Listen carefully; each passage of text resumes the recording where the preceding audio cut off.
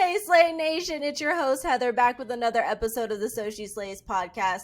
Y'all don't even know. I just had a mini panic attack because I was about to press record and all of a sudden technology just was like not in your girl's favor. It just decided to shut down. I have Chanae Wood here in the studio with me. She was so patient as I was trying to get my life together. But we made it. We're here. Oh my gosh. We made it. Not me breaking a sweat already. It's glow. So it's the glow, right? It's the glow, right? We're just like, I'm like, allow me just to like brush or like fan myself over here. Oh, okay, we're here, y'all. You know, it's nothing like the raw and the real coming over through through the microphone. Anyways, Chanae, I'm so excited to have you here. I mean, like, you are an entrepreneur, you're faith rooted, you're a Miami attorney, author, speaker, and you're the founder of ROM8. It's like a wellness, it's a movement. It's a women's empowerment movement. Yep. You're focusing on, you know, wholeness as, you know, unapologetically as possible, right? I mean, and I have to say too that in reading up about you, you have over like 100,000 followers on your socials, or about 100,000, but you've also done something that I think not a lot of people give like credit for. Like, what inspired ROM8 was like your 95-pound weight loss journey. That is wild. I mean, you look fantastic. But I'm super excited because today we're going to chat about things that I don't think, and I know a lot of us hit this point where it's like we have a goal, we have a destination, we're working towards something. And then what happens when you get there and then it's just not what you thought it was, or it's not enough, or you're like, I lost way too much in the process of trying to get here. I think a lot of us get tunnel vision, especially high achieving women, right? You know, I can't even tell you how many times I've talked to people who are just like moving, grooving, hustling, all this kind of stuff. And then they wake up one day and they're 45 and they're like, well, shit, I forgot to have kids. Like, or I didn't get married, or damn, I never took that trip I was supposed to take, or anything like that. So we're going to be talking a little bit about that and some mindset shifts that I'm sure you've had to go through in yourself through this amazing transformation that you've had and all the things that you've been able to do. But before we do that, how do we even get here, Chanae? Who are ya? Well, you did an amazing job at summing up a lot of the things. So, but first and foremost, I have to thank you, Heather, for having me here. And you guys have an amazing platform and what you're doing with it. I'm really excited about just being in the seat and on this side of things. So thank you for having me here. That's first and foremost. Yes, of course. Yeah. Thank you. Of course, too. So as far as me, in terms of what, I'm not going to touch on what you already touched on, right? People can read that. Mm-hmm. But I think what and why you might have thought this was a good pairing and matching to sit here is that I am just an authentic, transparent woman. I try to relate and to relate to the folks on the other side of the camera because I'm that girl too. Like, I'm the one who have these ambitions and these goals and these dreams, and I go after them. But through the process, I found sometimes where I either am on the edge of burnout, or like you just described, that I'm so fixated on the end goal that when I do get that thing, when I do become partner, when I do start the brand, when I do write the book, then it's like, now what? On to the next thing. And so I think this is not an unfamiliar story. It's one that so many of us high-performing women or ambitious women tend to deal with. And so I'm happy about this conversation to see how we can unpack it more, and I can share some tips and some tools that I feel like has helped me through this journey to start to just enjoy the flowers on the way to the garden and enjoy those little moments of victory. So that way, when I do get to the finish line in one area, whatever that looks like, it's not this depleting feeling of like, okay, but you know, I'm not grateful for it because it just feels like it doesn't matter to me as much. So I'm happy to discuss all those things and just to share with your audience and mine too of how we can power through it, but not just power through it, but to kind of figure out how do we stop this perpetual hamster wheel of on Mm. or how do I get to the next goal and accomplishment, and making it actually feel rewarding and satisfying on the back end.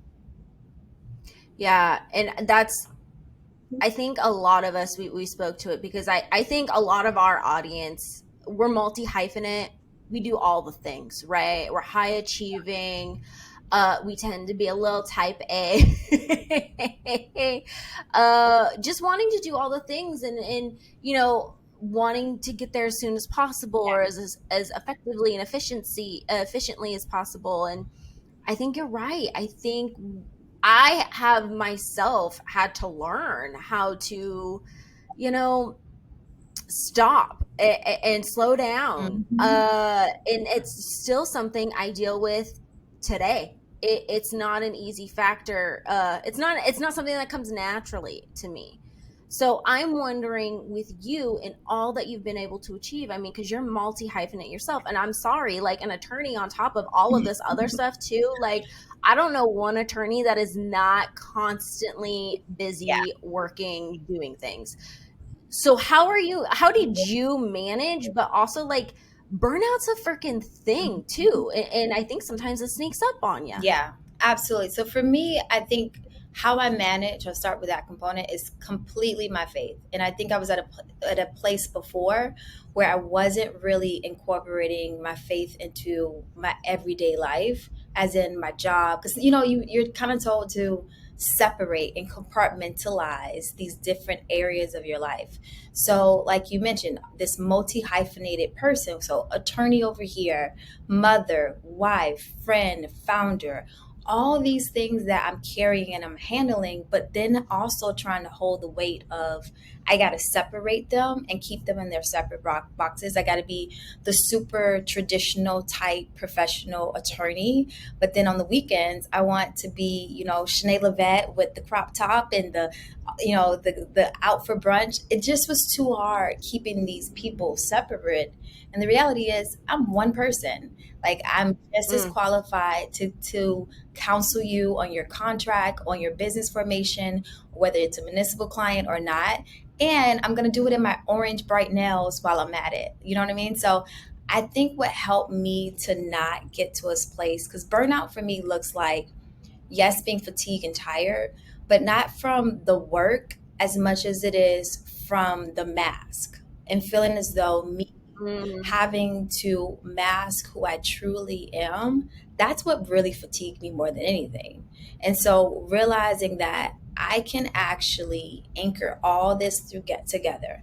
I don't have to separate my separate interests. I don't have to separate my faith. I can marry all of that and show up as the person that I actually am.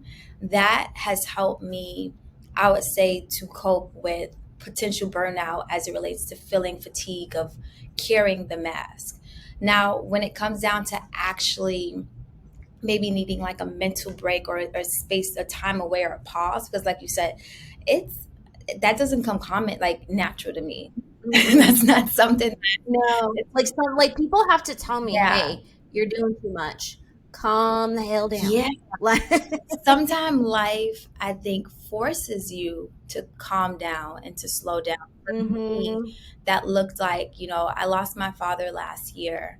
And during that time period, it was very difficult handling the job, right? My full time job as an attorney, trying to still bring this brand off the ground and establish it, having all these responsibilities, but dealing with the fact that my father's in the hospital and I'm in the hospital with him, weekly. I can't do all the things, right? Some things are not No, you're one person. one person. So in that moment, I think life slowed me down. And then even afterwards, trying to process and grieve with the loss of my dad, grief slowed me down. Grief made Yeah. me in a space of realizing, like, Shanae, you got to you need to worry about yourself in this moment and how you're processing your feelings. And yes, you want to show up to the world as all the things, but at this moment, what you need is to heal and to grieve yourself. And so for me, that looks like writing a book and writing that children's book for my son.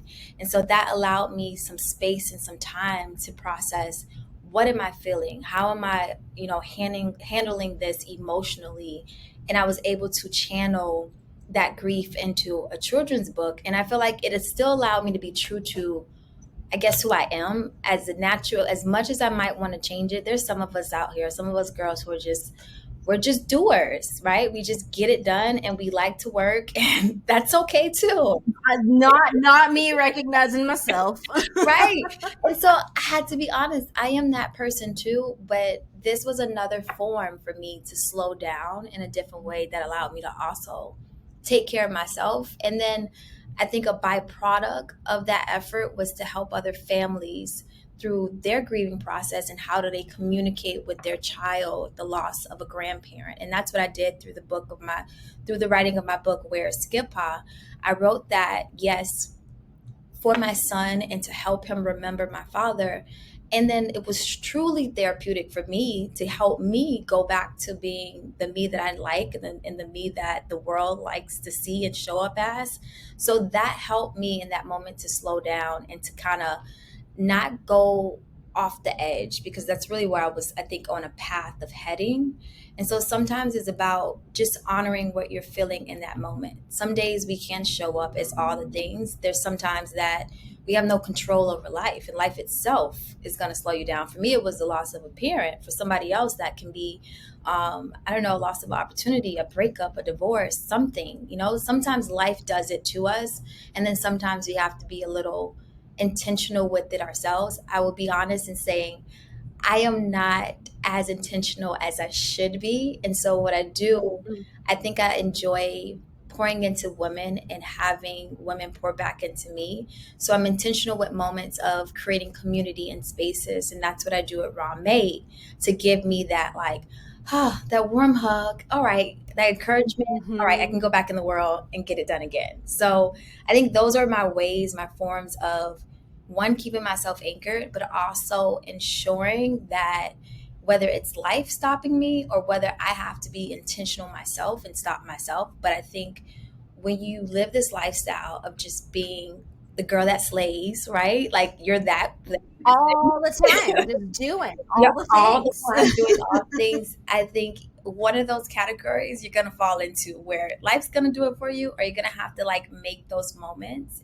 yourself to start to slow it down so you don't hit that phase of burnout, for sure. Yeah, and I'm so sorry to hear about your father. I read up on your book. It's cute. It's a very cute book, but also too very needed, because I think that's a very tough conversation to have with a child. Yep.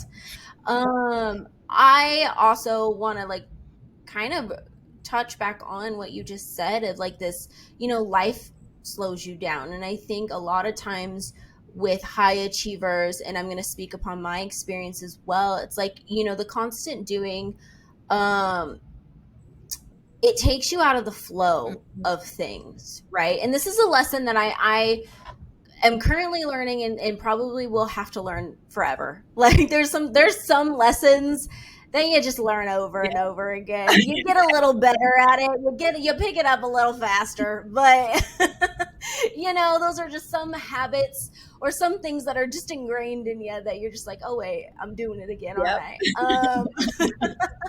But it's one of those situations though where life will slow you down. And sometimes, like, I am a doer, right? So it's like sometimes when I do and I'm trying all the things and nothing seems to be working, or I feel like I'm just running into one roadblock after another, and it's frustrating, right? Those are always signs to me now of like, hey, you need to slow down. Yep. That's what's happening. Yeah. You're running into all of these things because you need to slow down. Let life like come to you. I'm not saying sit on your hiney and don't do anything, like, and not advocate for yourself, but maybe, I don't know, instead of, tackling 17 things, maybe you pick 3. Like maybe we just pick 3. Why are you preaching?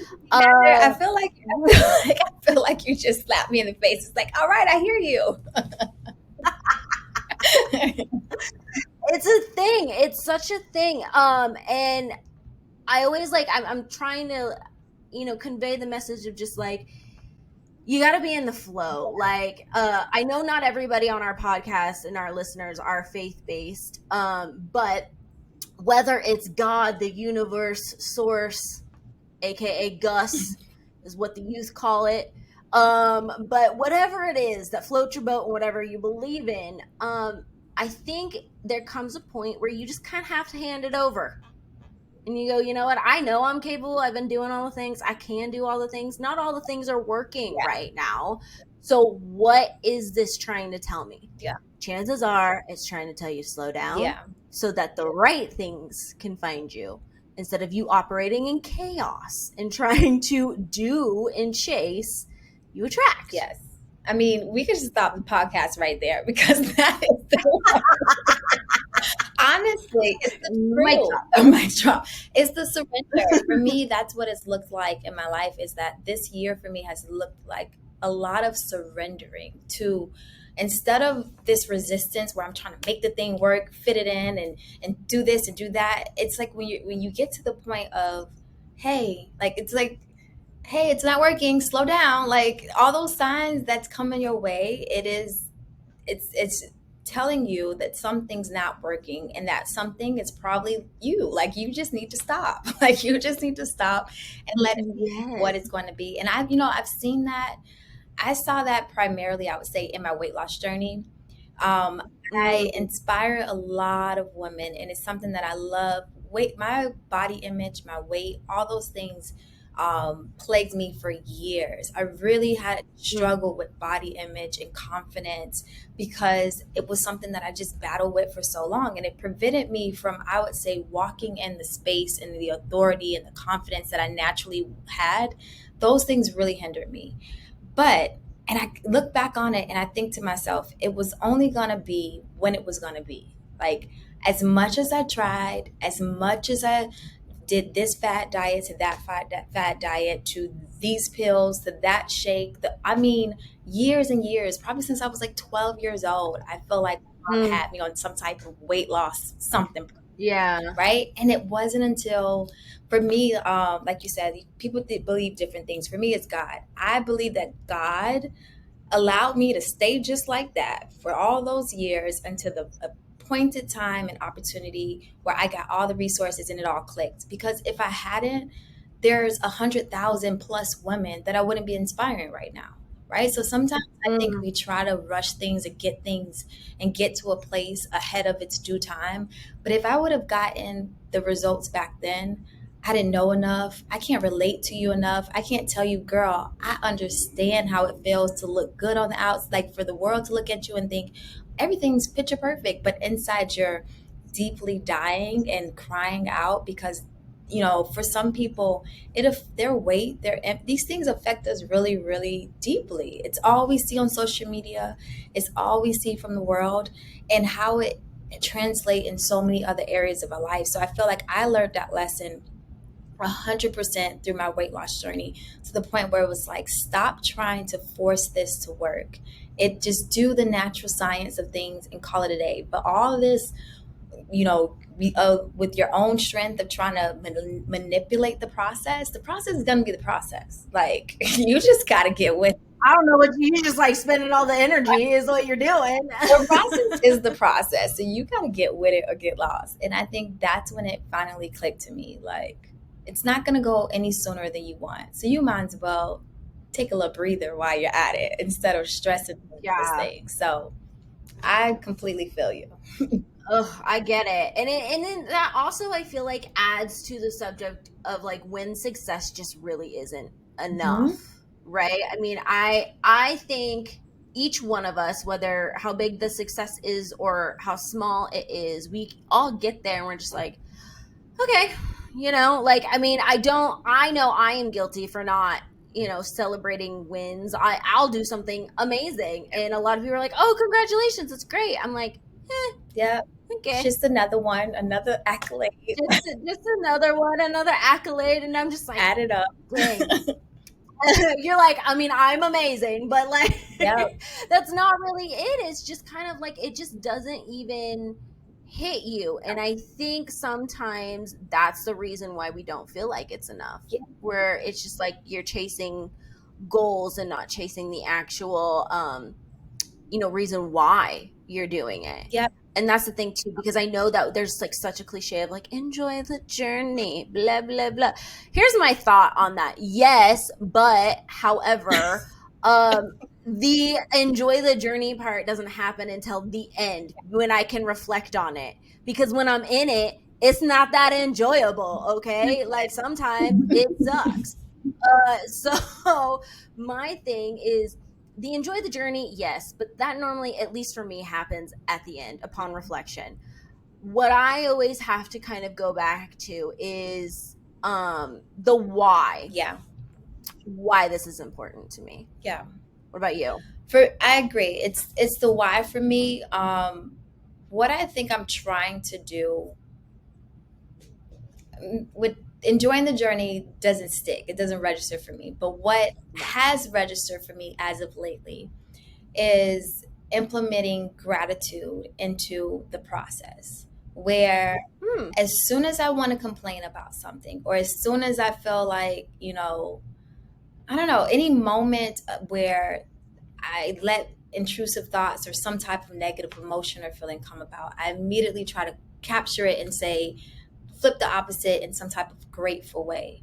And I think that it's slowing me down through the process, because sometimes I'm so fixated on the end.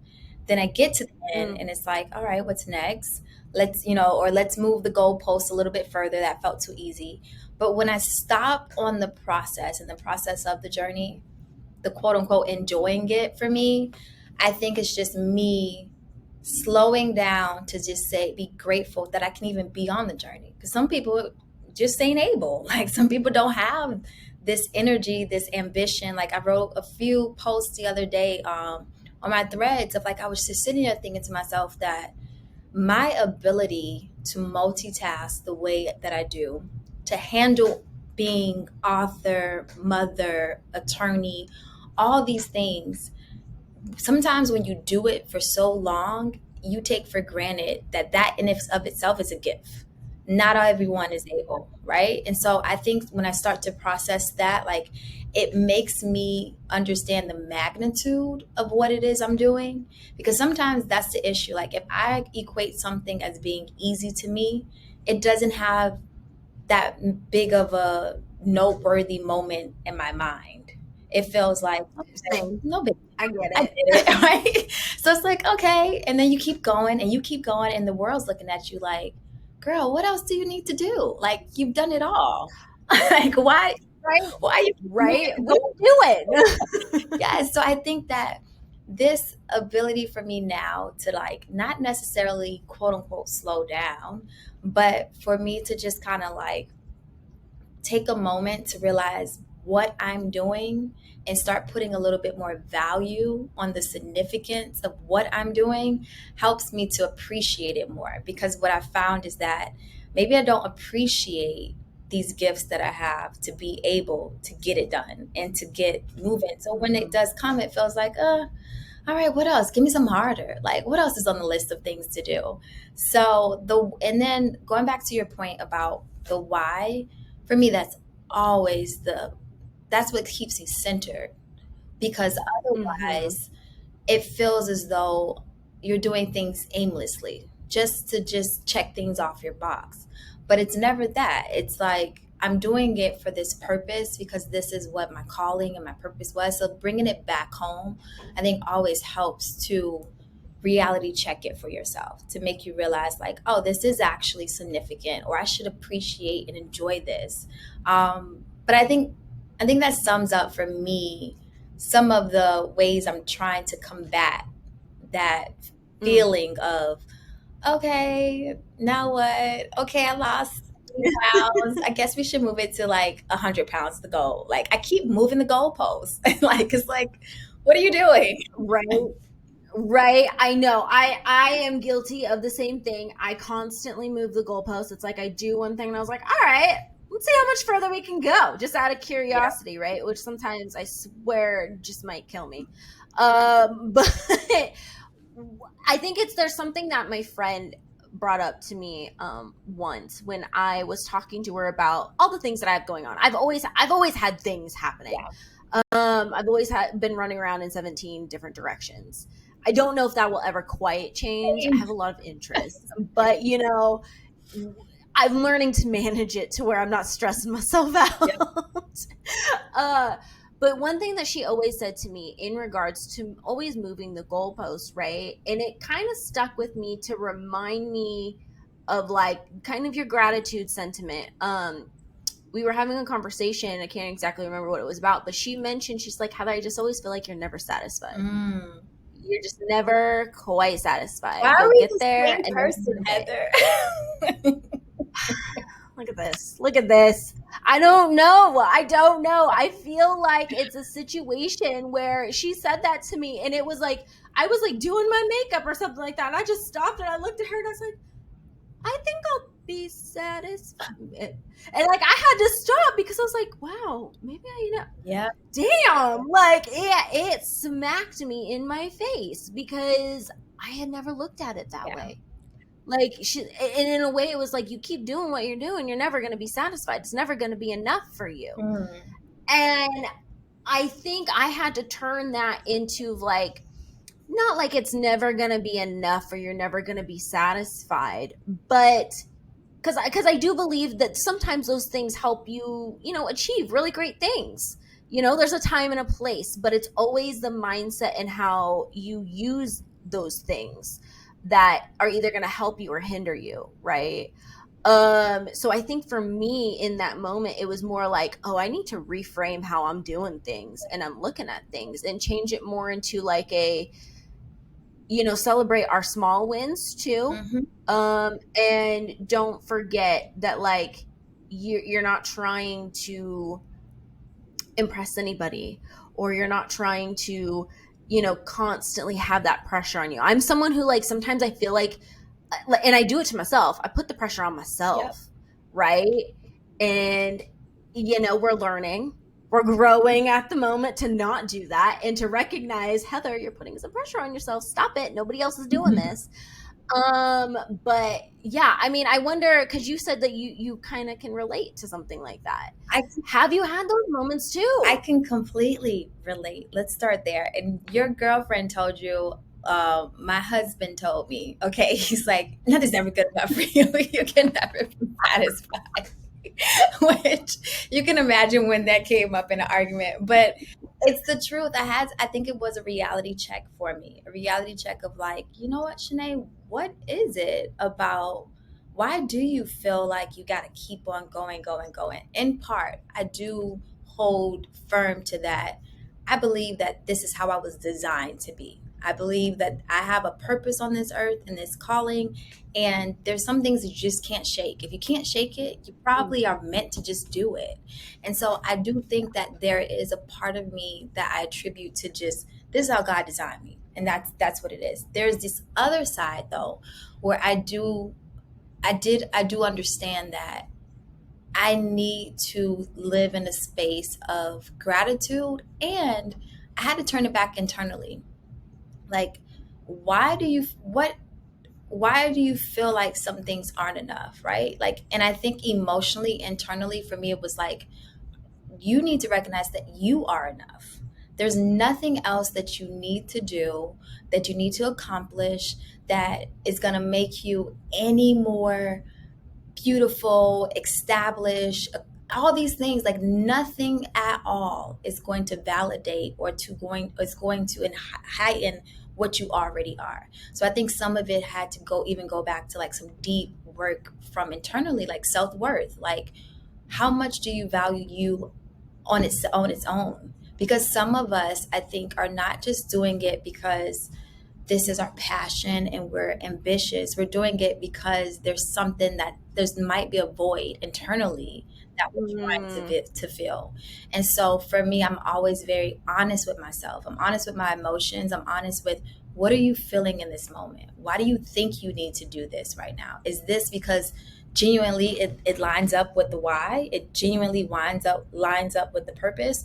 Or is this something that dealing with your self-worth, your value, your ego? What is that? Where does it fall along the lines? And so having those difficult conversations with myself, because we always talk about having tough conversations with your spouse, with your friends, with your whomever. No, have that tough conversation with you about you and why are you doing what you're doing. And I think if we use that as the standard for reflection, then we can make sure that we're doing things that are solely purpose aligned, solely for that aligns up with why we did this in the first place. So I do think that for some of us, again, some of us, yes, we just know that we're doing it because this is who we are as a person. But then if you think you're doing other things, you have to kind of, check yourself a little bit. Like, why am I Mm-hmm. doing this? Like, is this just to make myself feel good about me? So Yeah. I have like I said, I've been very honest with myself, and I'm so big. It's the perfectionist in me. I can't help it. Like, I want Right. to get better and better. So I feel like I critique me too. And I'm like, there's room for improvement, Chanae. And this is how we can this is how we can make sure that we're tightening up. And I just think that we all should kind of go through that little inventory check every so often. Like, what am I doing and why am I doing it? Yeah. Um, I was gonna ask you like questions to ask yourself, but I feel like you already answered that question as to Yeah. like, because I always leave our audience with a little tidbit of like something they can do or something to think about. And I think, we just did it. You just did it naturally. Like the questions to ask yourself to make sure that you are Yeah. aligned and that you're not pressuring yourself and that you are doing things you want to do, not out of any sort of lack Yes, or anything like that. exactly. Like, Yeah. check yourself and do a little inventory. Like, what am I doing this for? Is it for just, and be honest. Like, who, if you can't be honest with yourself, you can't be honest with anybody else. Like, period. That's as simple as it gets. So just kind of sitting back and saying, like, why am I doing this? Does it align? And is it a me problem? Like, am I the one that, because if nobody else putting this pressure on me, why am I doing this? Like, what void is in my life that I feel like I need to fill? So I think that those would be some of the quote unquote journal prompts or moments that you kind of take a moment to kind of talk to self, right? Like, I know Mhm. people look at me and see all the things that I do, but even in the latest project of the book, um, that's not something I did because I thought that I needed to add something else on the list of things, right? To give myself another title, as much as it was aligned with my purpose and my calling. So I felt like as long as you're lining up, and if this is what you've been graced to do, you have the gift to multitask, you're like ambidextrous in terms of what you're able to handle, then go for it. But before you go for it, sometimes along the way, I think, just wrapping, like bringing it full circle, sometimes along the way on this journey for us, when we are these high achieving ambitious women, I think it requires a lot of intentional and self-provoking moments to say, hey, temperature check, what are we doing, and is it still aligned to like what you said, going back to that why, is everything added up? Mm. Mm. I love that. Shanae, where can people find you, follow you, all the things? So I would love to connect. So Instagram, I love to chat and DMs and all that other good stuff. So Chanae Lavette is CHANAE, and then Lavette LAVETTE. That's my middle name. So they can find me on Instagram. Same hashtag, same username for all platforms. And then if they want to purchase my book, Where's Skip Pod, they can visit my website at ChanaeLavette.com. And so it'll be out July 29th. And so that's something that's a very special project near and dear to my heart. And of course, ROM8, we have open arms for anybody who wants to join the movement and be part of this amazing sisterhood. So, yeah, all the things like you are, Heather, all the things. Yeah, all the things. We have all the things. Thank you so much for joining us. I really appreciate this conversation. Love being able to kind of, bring some perspective to us high achievers out here. Great. Thank you again for Oh my having gosh. me. Yeah, of course. Slay Nation, as always, thank you so much for listening. And until next time, we'll catch you later.